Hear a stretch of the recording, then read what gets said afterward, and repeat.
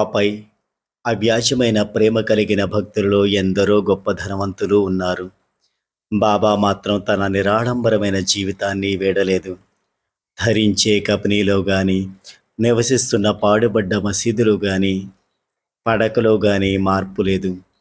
ఫకీరి వేషమే, భూసేనమే, 5 వద్ద భిక్షాటనమే.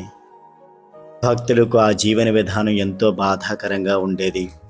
పలుమార్లు ప్రాధేయపడి మార్పు కోరినా బాబా నవ్వి ఊరుకునేవారు. బాబా కటికి నేలపై పరుండడం సహించలేని నీమ్గాం నివాసి నానాసాహెబ్ డేంగ్లే బాబాకు 18 అంగుళాల వెడల్పు, 5 మూరల పొడవున్న ఒక చెక్క పలకను పడకగా ఉపయోగించుకునేందుకు బాబాను ప్రార్థించి ఒప్పించి అర్పించాడు. బాబా ఆ చెక్కకు 4 మూలలందు చివికిన గుడ్డపేలికలను తాళ్లుగా కట్టారు. మసీదు పైకప్పుకు మూరెడి క్రిందుగా పలకను ఉంచి, కప్పు దూలాలకు ఆ చివికిన గుడ్డపేలికల తాళ్ల చివరలతో ముడివేశారు.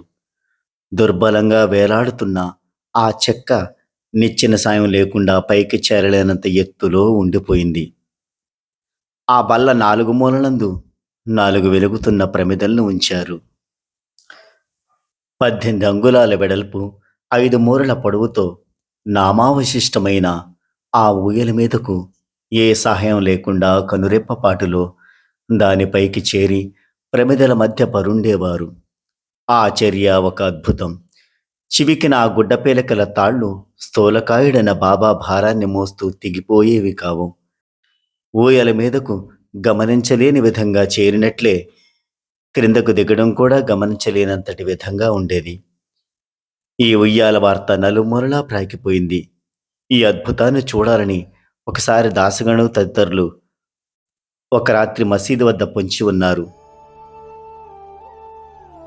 బాబా ఆ రాత్రి కోపంతో కేకలేస్తూ ఆ కొయ్యబలను పీకి మండుతున్న ధునిలో వేసేశారు.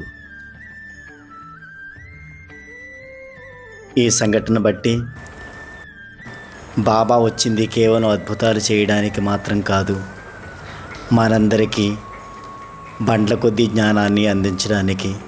కానీ మనమంతా కూడా బాబా యొక్క లీలల కోసమే ప్రాకులాడుతూ ఉంటాం. అందుకనే బాబా తాను చేసే లీలల కోసమే భక్తులు వస్తున్నారన్న కోపంతో ఆ కొయ్యబలను పీకి మండుతున్న ధునిలో వేసేశారు.